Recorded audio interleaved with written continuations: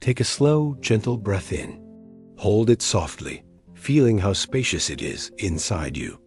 And as you exhale, imagine the worries of the day flowing out like a stream, disappearing into the earth.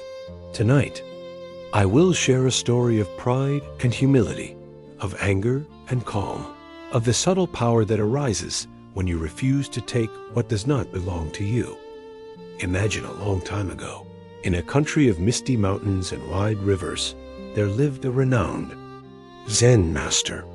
His home was a modest temple set on a hillside, surrounded by tall pines whose branches whispered day and night. The walls of the temple were plain, the rooms uncluttered, the air fragrant with old wood and faint traces of incense. Though he lived, simply people traveled from distant provinces to seek his counsel. Some came with questions about life and death. Others came hoping to taste the peace they sensed in his presence doubt. And among those who had heard of his reputation was a samurai, a warrior known for his skill in battle and his fierce, unbending pride. This samurai had won many duels, had earned honors and wealth. Yet he was restless. It troubled him to hear people speaking with such respect of a man who owned nothing, who wielded no sword, who claimed no titles.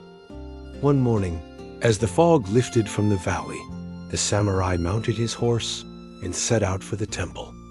His armor gleamed in the pale light. His swords hung at his hip, polished to a mirror's sheen.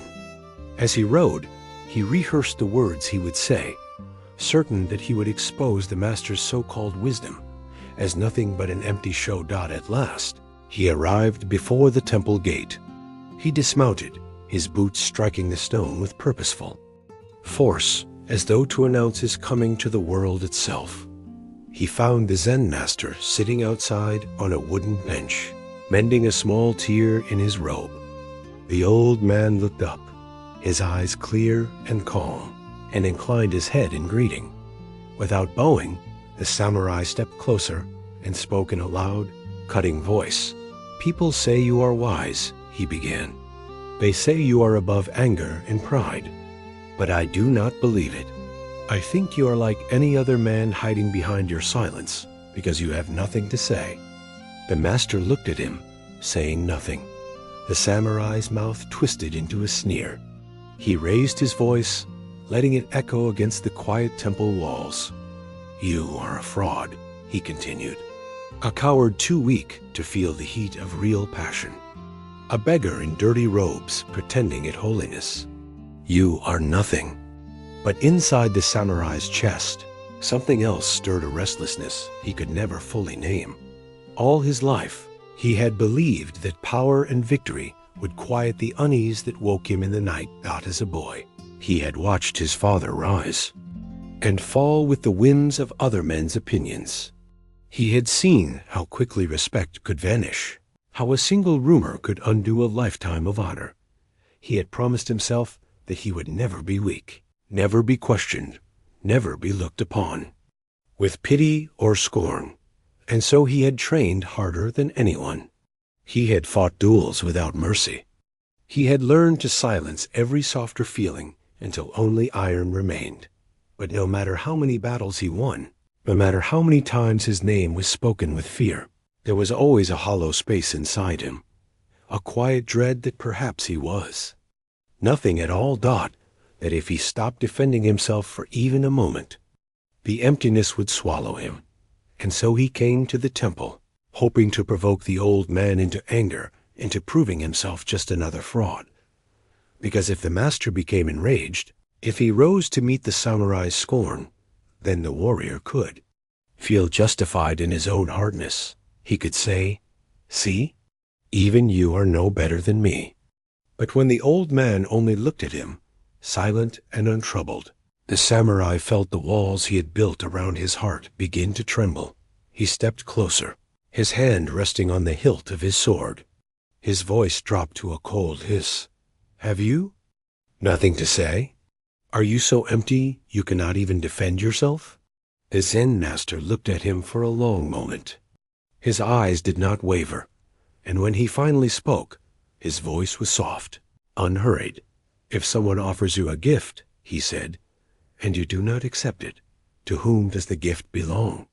The samurai frowned, caught off guard. To the one who offered it, he said, his tone wary. The master inclined his head gently. So it is with your anger, he said. I do not accept it. Silence fell over the temple courtyard.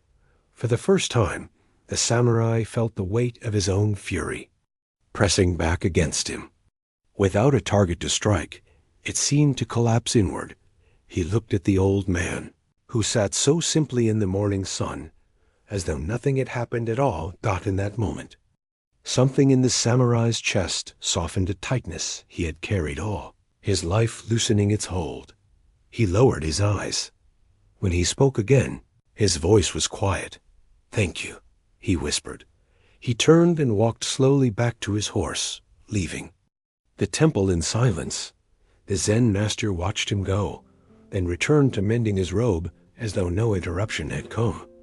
Perhaps you hear this story and wonder what it would feel like to meet rage with such composure, to face insult without shrinking or striking back. In the world beyond this story, we are taught to defend ourselves at every turn, to justify, to argue, to prove our worth again and again. We learn to collect every slight, every unkind word, and carry them in our hearts like stones. But what would happen if you simply refused the gift of insult?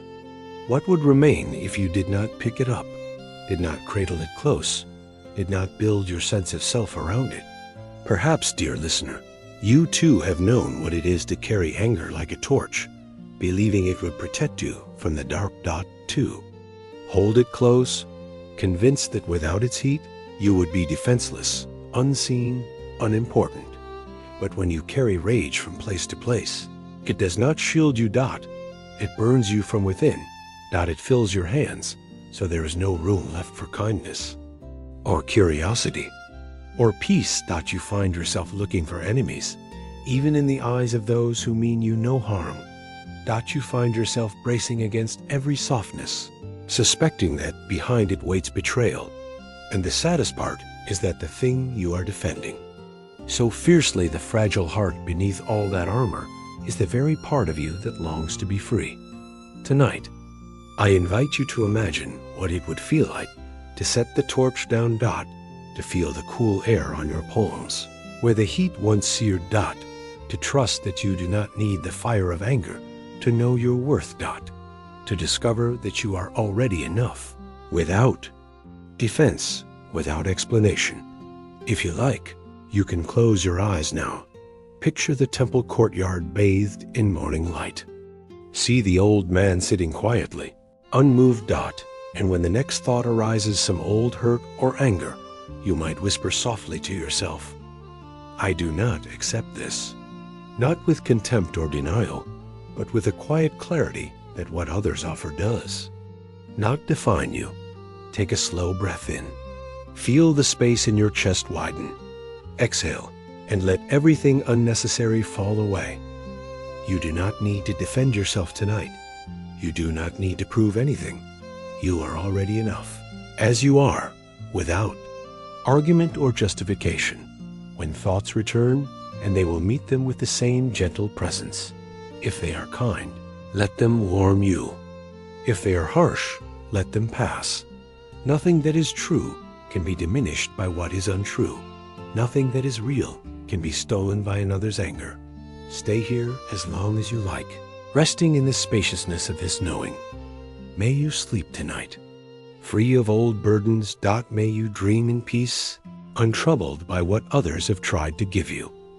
And when you wake, may you remember that you hold the power to accept or refuse every story offered to you. Sleep well, dear friend. Good night.